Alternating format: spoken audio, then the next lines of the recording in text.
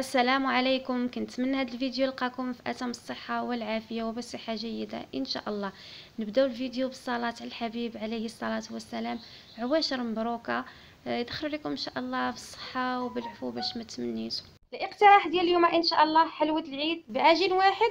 كنخرجوا 4 ديال الاشكال، مذاقات مختلفه واشكال مختلفه كيف ما شفتوا معايا في الفيديو. الشكل الاول كيجي بمذاق ديال كوكيز، كتجي مقرمشه بفيرميسيل شوكولا سوداء، كيجي خطير. الشكل الثاني على شكل ورقه كيف ما شفتوا معايا، دي هي زوينه ومقرمشه. وهذا الشكل اللي شفتوا معايا بالشوكولاته البيضاء معمره بالفول السوداني، اللي كتعمرها باللوز والشوكولاته البيضاء من القطعات اللي تشوفوا، كتجي خطيره. الشكل الرابع على شكل هلال، كتجي صراحه زوينه واقتصاديه، كتخرج كميه وافيه. فكيف ما شفتوا الشكل كاين الشكل بسيطه بتزيين بسيط، وكتزينوا بها الطبيله كيف ما قلت لكم. نمشيو ان شاء الله المقادير وطريقه التحضير. بسم الله، نبداو على بركه الله في الطريقه والمقادير في نفس الوقت. هنايا عندي الزبده 250 غرام مانغارين، قبيصه ديال الملحه. هنا الزبده تكون واخده درجه حراره المطبخ باش ما تعذبكمش هكا في الخدمه. هنا عبرت بالكاس ديال العنبه، عندي 2 كيسان ديال سكر حبيبات، وغادي نخدمو مع الزبده حتى يولي عندي بحال بوماد على شكل كريمه. عاد غادي نزيد باقي المقادير. هاد العجين هي عندي معتمده، هي اللي كنستعمل صراحه، كتجي زوينه. وكيف ما شفتم كتخرج لينا، تخرجوا منها 4 ديال الشكيلات حتى 5 الشكيلات. كتزينوا بها الطبيله ديال الفطور، كيكون طبسيل متنوع هو بنفس العجين. هنا غنضيف الزيت. ضفت الكاس الاول، غادي نضيف الكاس الثاني ديال الزيت. هنا الزبده واحد المعلومه، الا كانت الزبده حيوانيه راه ما كتبغيش الزيت كتر، ما كتجيش زوينه صراحه. هاد زبده مانغارين واخا كتستعملوا فيها الزيت كتجي مزيانه في الحلويات. هنايا البيض بالاحسن ديروا بزلافه، بيضه ببيضه، لا تكون شي بيضه خاسره. هنا غادي نخلط حتى نجاتو ليا مقادير، وغادي نضيف واحد الكيس ديال الفاني باش غادي نسم. الصراحه هاد العجينه كتجي زوينه. وغادي نضيف 2 معالق ديال النشا. هاد العام انايا زدت فيها 2 معالق ديال النشا. النشا كيعطي الحلوى واحد الهشاشه، انا ما كنتش كندير فيها النشا، هاد العام ضفتو فيها صراحه جات زوينه. وغادي نضيف دقيق. هنا الدقيق ديال الحلويات يكون من نوع الجيد، تغربلوه من طبيعه الحال. ما كتضيفوا الدقيق شويه بشويه وانتم كتجمعوا، ما كتعجنوهاش، هي كتجمعوا باش تجينا الحلوى مزيانه، ما تعجنوهاش. هنايا ضفت كيس ديال خميره كيماويه من وزن 8 غرام، انا ضفت غير خماره واحده جاتني هي هذيك. هنا كتجمعوها كتخليوها شويه مرخوفه، مازال خاصه الدقيق شويه. هنا غادي نكهوها. النكهات كيبقاو على حسب الاختيار ديالكم. هنايا في النوع الاول ضفت قشور ديال اللوز، هي قشور ديال اللوز طحنتهم محمرين ومطحونين، وغادي نزيد نضيف عليها الدقيق لان مازال خاصه الدقيق. نضيف شويه بشويه حتى تجمع. وهذا هو الشكل الاول. الشكل الثاني غادي نضيف فيرميسيل، وغادي نزيد دقيق، مازال خاصها شويه الدقيق. كما قلت لكم كتخليوها شويه مرخوفه في الاول، انا حنا كنضيفوا لها النكهات كنضيفوا الدقيق.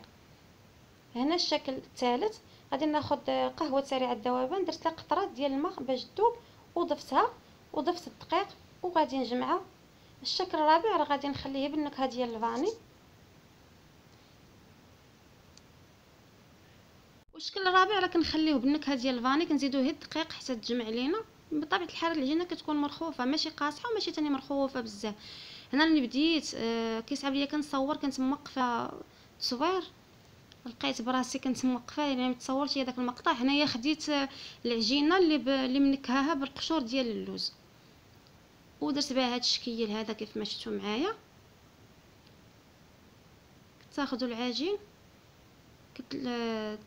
تلويوها هكا وتضغطوا عليها باليد، وكتديروها بالاصابع من القناه بهذا الشكل هذا، يعني بلا طابع، ما تحتاجوا لا طابع لا حتى شي حاجه، وسهله دغيا دغيا، كتاخذش بزاف ديال الوقت. ديروا بهذا الشكل هذا صراحه جات زوينه. انا بعد ما عمرت اللاطه شعلت الفران، غادي نديرها الفوق ونقص على العافيه حتى يذهب اللون ديالها، ونشعل عليها الفوق حتى تذهب ونخرجها. هنا الشكل الثاني، العجينه اللي نكهتها بقهوه سريعه الذوبان، غادي نشكل منها على شكل هلالات بهذا الشكل هذا.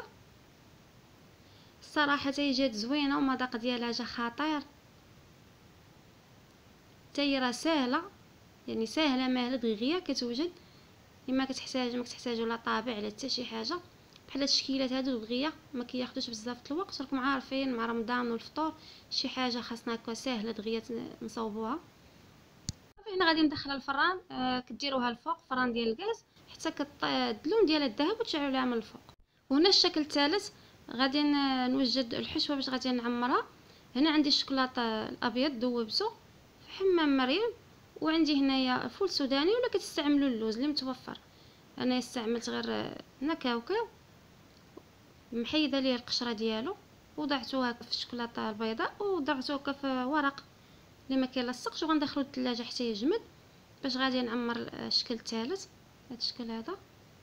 هنا الشوكولاط مع الفول السوداني بعد ما دخلته الثلاجه وجمد حيدته من الكاعير كما شفتوا معايا. هنا غادي ناخذ هكا كويره على شكل غريبه، وغادي نعمرها بهذاك الشوكولاط مع الفول السوداني، ولا كتستعملوا كيف ما قلت لكم اللوز كيجي زوين هكا كديروا لوزه. انا مكانش متوفر عندي اللوز، درت غير استعملت الكاوكاو بهذا الشكل هذا. صراحه كتجي زوينه، عرفتك الشوكولاط ملي كيدخل الفران وكيذوب من الوسط في الوسط ديالها كتجي صراحه زوينه. غنبقى مستمره بهذا الشكل حتى غادي نكمل الكميه اللي عندي. من بعد ما ساليت غادي ندخلها للفران طيب، ما كطيبوهاش بزاف. وهنا غادي نوجد معكم الشكل الرابع اللي وضعت فيه الفيرميسيل، كتكوروه هكا على شكل كويرات، يكونوا بالاحجام يعني قد وغادي نطبعهم بطابع باي طابع عندكم. انا غادي نطبع بهذا الطابع، يعني من الاحسن توضعوه في دقيق الطابع باش ما يلتصقش لكم مع العجين. هاد الحلوه كتجي خطيره، كتجي مقرمشه على شكل كوكيز، كتجي صراحه زوينه. هنايا غادي ندخلها للفرن. هنا هاد الحلوه كتخليوها حتى تحمر حتى اللون ديالها الذهب، عاد كتخرجوها هاد الشكل هذا. انا خرجته من الفران، كتخليوها هكا ابيض ما كيتحمرش. هنا راه مازال الذهب شويه اللون ديالها من التحت، كتخليوها هكا بيضه، كتنقصوا على الفران هي راه كتكون طيبه غير اللون ديالها كيبقى ابيض. وهادو هما الاشكال ديال الحلوه بعد ما خرجت من الفران. هاد الشكل كيبقى ابيض كيف ما قلت لكم ما كتتحمروش. والاشكال الاخرين هذا هو القياس الطياب ديالهم حتى كيولي اللون ديالهم ذهبي كتخرجوهم. هنا غنزين الشكل الاول، عندي كاوكاو مهرمش والعسل، كدهنوا نصف غير النصف ديالها بالعسل، كترشوا بكاوكاو، لان النصف الاخر غادي نوضعوه في الشكلاط بهذا الشكل هذا. هنا من بعد ما كملتها في التزيين بالعسل وكاوكاو مهرمش، غناخذ النصف الثاني وغادي نزينو بالشكلاط بهذا الشكل هذا. هنا من الاحسن البنات زينوا بالشكلاط النصف اولا، عاد ديروا هذا عاد زينوها بالعسل وبكاوكاو باش ما تعذبكمش في الخدمه. ما ديروش بحالي انا زينتها في الاول بالعسل وسميتو عاد درت لها الشكلاط. ديروا لها الشكلاط نتوما في الاول حتى ينشف، عاد زينوها بالعسل وكاوكاو. هنا الشكل الثاني راه بديت كنزين، كنصعب ليا كنصور، كنت موقفه التصوير. هنا كتزينوا بكاوكاو كونكاسي بهذا الشكل، يكون محمر ومهرمش، ولا هكا بالورد. انا عجبناتني بالورد صراحه، كيعجبني الورد، جات زوينه زينتها غير بالورد. هنا خديت الشوكولاته البيضاء ذوبتها، النوع اللي استعملت انا كالا مع شويه ديال الزيت في حمام مريم. هنا كتاخذوا الحلوه بهذا الشكل فرشيطه وكتخويو عليها الشوكولاته من الفوق وكتزين. هنا كتحطها في ورق ديال المطبخ ما كيلصقش، وكتخليوها حتى داك الشوكولاط كيشد في راسو، كتدخلوه للثلاجه حتى كتجمد وكتخرجوها. هنايا الشكل الثالث على شكل كوكيز، كتاخذ غير الشوكولاته السوداء كدير واحد نقيطه من الفوق بهذا الشكل هذا. هنا الشكل ديال الهلال غادي نزينو. خديت الشوكولاط الابيض والشوكولاط الكحل خلطتهم عطاوني هذا اللون هذا، وضفت ليهم كاوكاو المهرمش اللي كان بقى ليا. غادي نزين نصف بهذا بالشوكولاط ونصف بالكوك وبالعسل. هنا كتزينوا النصف ديالو بالشوكولاط وكتحطوا على الورق اللي ما تيلصقش حتى ينشف داك الشوكولاط، ولا كتدخلوه للثلاجه حتى ينشف لكم يشد في راسو. عاد غادي نزينوا النصف الثاني كيف ما قلت لكم بالكوك بالعسل، ولا كان عندكم كوفيتير كيبقى احسن، كيعطي مذاق زوين. انا زينتها غير بالعسل والكوك. هنا راه جمد الشكلاط. هنا غادي نزين النص الاخر ديالها، غندهنها بالعسل ونرشها نفندها في الكوك. ولا كان الكوفيتير ديال المشماش كيبقى احسن، كيعطيها مذاق زوين بهذا الشكل هذا. وهذه هي الكميه اللي خرجات، تبارك الله خرجات الخير والبركه. هنا هادي راه جمدات، دخلت للثلاجه، وهذا الشكل هذا خليته حتى الشوكولاته شد راسو، ودرت خطوط كيف ما شفتوا معايا تعطي واحد الشكل زوين. وهذا هو الشكل النهائي ديال الحلوى بعد ما زينتها، جات اكثر من رائعه. يعني بعجينه وحده كيكونوا شكيلات مختلفين كتحطوهم في الطبله ديال العيد ان شاء الله. هنا واخا بنفس العجين جاو مذاقات مختلفين واشكال مختلفين. الشكل الاول بحال كوكيز جاو هما راه رطبين ولكن في نفس الوقت مقرمشه، جات زوينه. ولا هذا الشكل هذا اللي شفتوا معايا، هذا كيف ما قلت لكم كتزينوا بكاوكاو مهرمش، لان واضعين فيه حنا كاوكاو من الداخل ديالها، ولا بالورد. انا عجباتني هكا زينتها بالورد. انا قطعت لكم، شفتوا كيف جات من الداخل ديالها داك الشكلاط جات دايب الوسط ديالها. نقطع لكم هذا الشكل ديال الهلال، جا غزال صراحه. كيف ما قلت لكم واخا هما راه هشاش ولكن مقرمشين، ديك القرمشه جاو اكثر من رائعين. حتى هذا الشكيل جا غزال، وهذا الشكيل جا غزال. كاع الشكيلات جاو هشاشين وفي نفس الوقت كيف ما قلت لكم مقرمشين. ما تنسونيش اخواتي من اللايك غير للتشجيع فقط. اللي اول مره غادي تشاهد القناه ديالي تشترك اختي عندي في قناه هكا باش تكبر العائله فضلا منكم وليس امرا. الا عجبكم المحتوى ديالها من طبيعه الحال وفعلوا الجرس باش يوصلكم كل جديد. شكرا على المشاهده والى اقتراحات جداد ان شاء الله. عواشر مبروكه.